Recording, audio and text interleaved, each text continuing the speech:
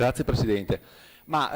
colgo lo spunto di Fracasso allora per continuare, per cominciare l'intervento. Lui si chiede cosa sarebbe successo se il Veneto fosse uno Stato indipendente. Sarebbe successo quello che ogni Stato serio ha fatto in un'occasione di questo tipo. Avendo il Veneto comprovato da tutte le misure economiche possibili e immaginabili un avanzo primario nella gestione pubblica delle sue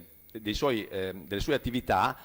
quantificabile, io penso sia giusto 20 miliardi di euro all'anno, possono essere 5 come dice Fracasso, possono essere, ma 5 miliardi all'anno di avanzo primario significa che non hai debito pubblico e nel momento in cui ti capita addosso una crisi di queste dimensioni fai come hanno fatto, ripeto, tutti gli stati seri, a partire dalla Germania, dagli Stati Uniti, la Spagna, l'Olanda, eccetera, ci metti i soldi pubblici e salvi le banche, cosa che l'Italia non ha potuto fare perché il rapporto debito-PIL dell'Italia è al 150%, non so quanto, quindi indebitarsi per 100, 200, 300 miliardi di euro come ha fatto la Germania all'Italia era precluso perché probabilmente se avesse fatto una cosa di questo tipo il rating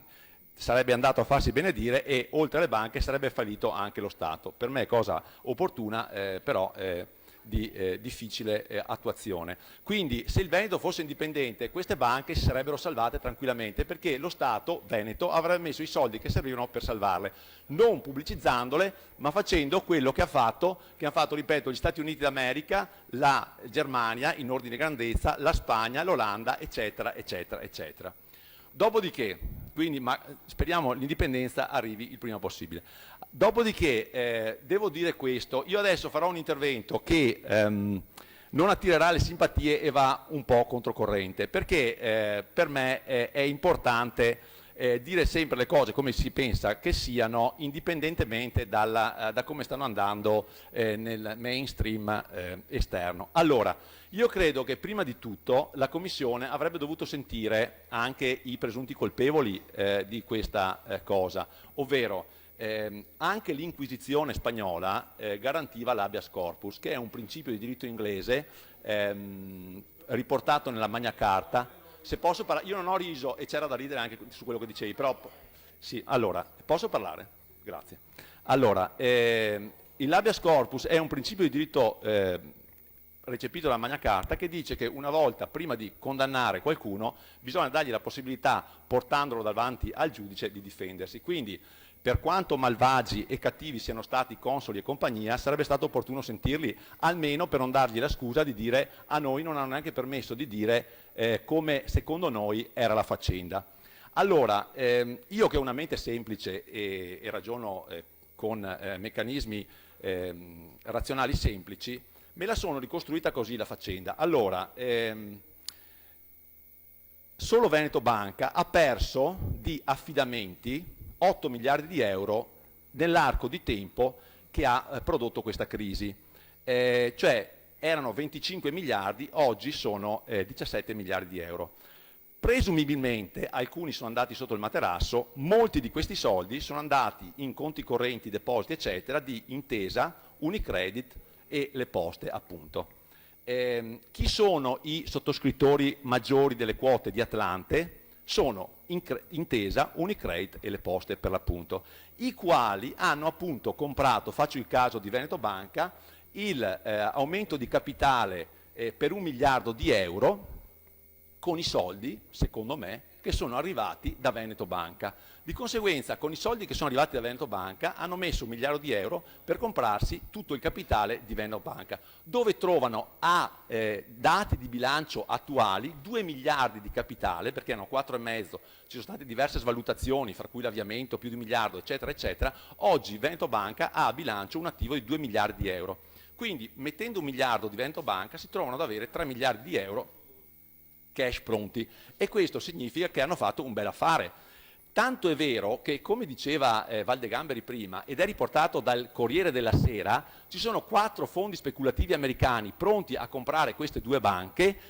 che sono 2 di questi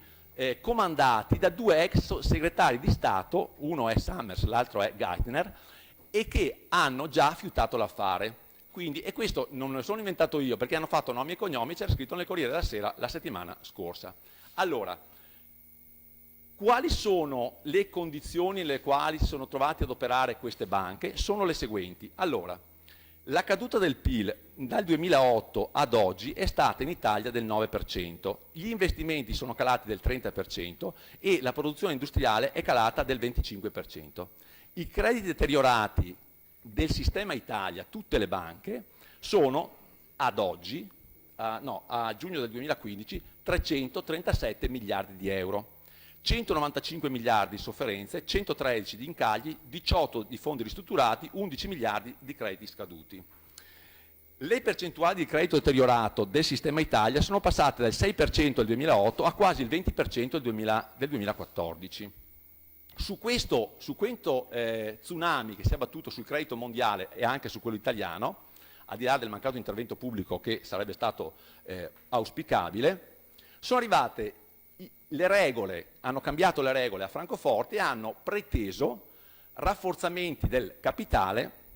per fare in modo di far fronte alla crisi. Ma in uno scenario di questo tipo la cosa è anche di buon senso, ma non la puoi imporre dall'oggi al domani, perché poi devi trovare le persone che li mettono i soldi, e in un contesto di questo tipo effettivamente è difficile. Una banca è un istituto che più di tutti gli altri lavora sulla fiducia. Io presto dei soldi a qualcuno se sono abbastanza certo che me li dia indietro, altrimenti glieli regalo, ma è una attività diversa. Nel momento in cui una banca perde la fiducia, la banca non esiste più. Quello che è stato fatto è far crollare la fiducia su queste banche in modo che non avevano più nessuna arma per difendersi.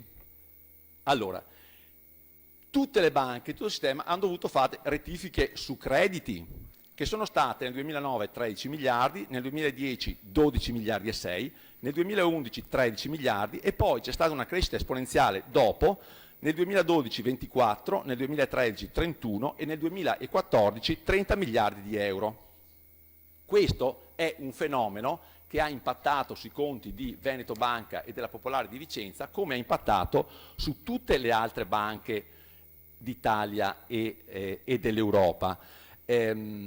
Tanto è vero che noi ci scandalizziamo giustamente per la riduzione del valore quasi azzerato, ma per esempio le quotazioni di Unicredit dal 2007-2006, dove hanno raggiunto i massimi, ad oggi sono del 2%, erano arrivate a valori attuali a 50-60 euro ad azione, erano 5-6 euro ma poi sono state accorpate, quindi adesso l'azione vale 2 ma a quei valori varrebbe 0,2, quindi vale adesso, azione Unicredit, il 2% del totale, considerato che ci sono state solo per Unicredit 14 miliardi di aumento di capitale, che è di più di quanto vale complessivamente Unicredit oggi, cioè il capitale di Unicredit è sotto zero, quello di Veneto Banca è zero, per dire che le responsabilità specifiche di quei consigli di amministrazione, visto lo tsunami, cioè è difficile attribuirle. Appunto, ho già detto che i tedeschi ci hanno messo 200 miliardi di euro, in Italia abbiamo detto che il sistema bancario fino all'altro giorno era solido e che si sarebbe tranquillamente arrangiato da solo, come noi vivessimo in una landa isolata, e invece poi alla fine i nodi sono arrivati al pettine e le banche hanno mostrato tutte le proprie difficoltà. Allora, in questo scenario, chiedere aumento dei requisiti di capitale ha ovviamente messo in grande difficoltà le banche stesse. È stato caldamente consigliato di cambiare i consigli di amministrazione, non è che quelli che sono arrivati dopo hanno fatto molto meglio di quelli che c'erano prima, anche perché non che fossero tutti incapaci, ma era perché oggettivamente era molto difficile fare qualcosa nelle condizioni che si sono create nel frattempo. Allora, appunto,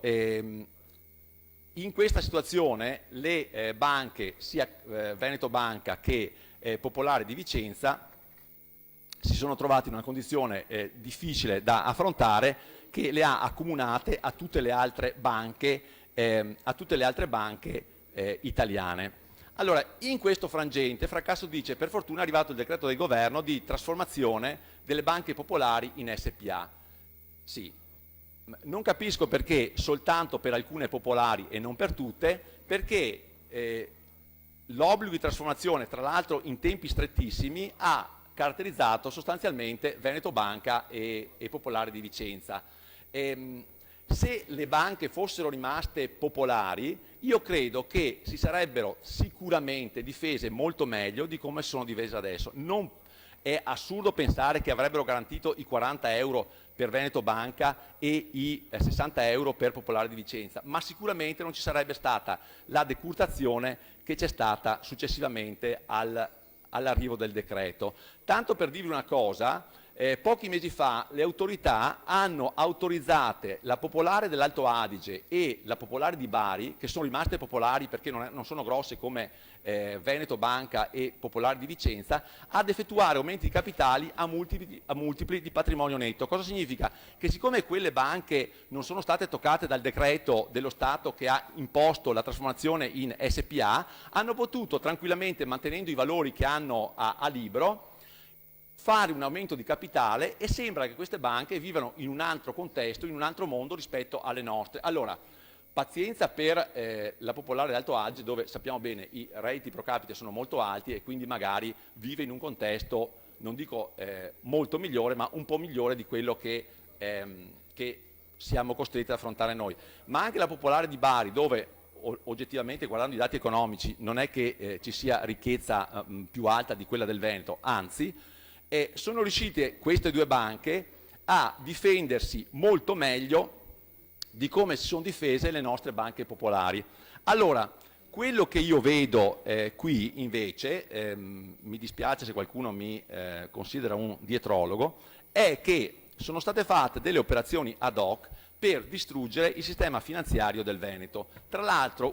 operazioni che sono cominciate molti anni fa, perché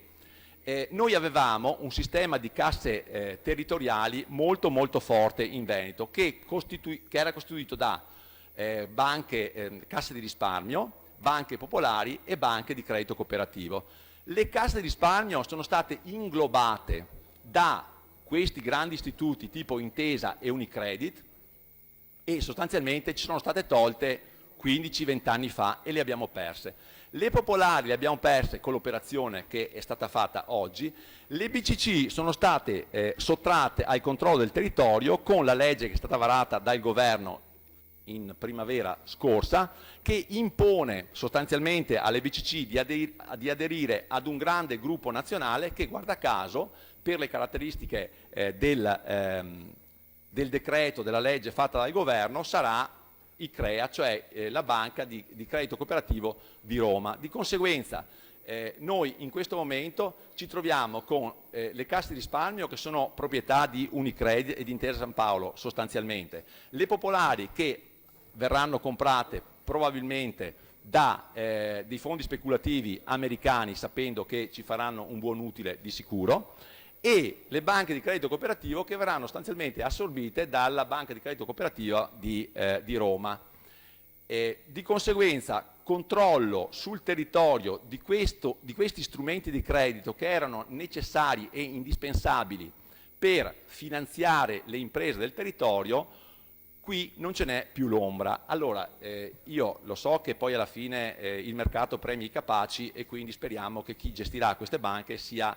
capace di gestire al meglio, però so anche che se tu hai il padrone nel territorio, guarda con un occhio di riguardo il territorio. Se il padrone abita in un altro territorio, per lo stesso principio, guarda con un occhio di riguardo il suo di territorio e a te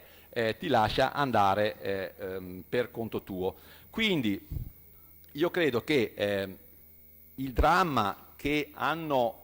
stanno vivendo gli azionisti di Veneto Banca e di Popolare di Vicenza, che hanno visto azzerare il valore delle azioni che hanno comprato, sia da addebitare in piccolissima parte agli amministratori che hanno gestito quelle banche. Per carità, ci sono state sicuramente delle azioni che potevano essere evitate, ma il problema, e dobbiamo rendercene conto qui in Veneto, è che quelli che non ci vogliono bene non siamo noi stessi, cioè non è vero che il Veneto è un tessuto che può essere paragonato ai peggiori che esistono in questo mondo, che non abbiamo niente di meglio, che il Mose, che questa vicenda dimostra che siamo uguali o peggiori degli altri. Quello che dimostra questa vicenda, come tutte le altre, è che nel mercato e nella società ci sono persone che speculano, che fanno i loro interessi, che aggrediscono le parti deboli senza nessuna pietà, e che il Veneto, proprio perché per difetti suoi non riesce a fare squadra, si fa sbranare da lupi famelici che girano nella foresta. Quello che dobbiamo fare è cercare di difenderci sapendo che i nemici che abbiamo sono fuori e che non si fanno nessuna remora quando è il momento di colpirci. Allora, la soluzione auspicabile che avrebbe risolto senza dubbio i problemi di Veneto Banca è l'indipendenza, ma fino a quando non arriviamo all'indipendenza dobbiamo cercare di difendere il territorio, perché fuori da questo territorio il nostro territorio viene soltanto considerato come terreno di conquista. Grazie.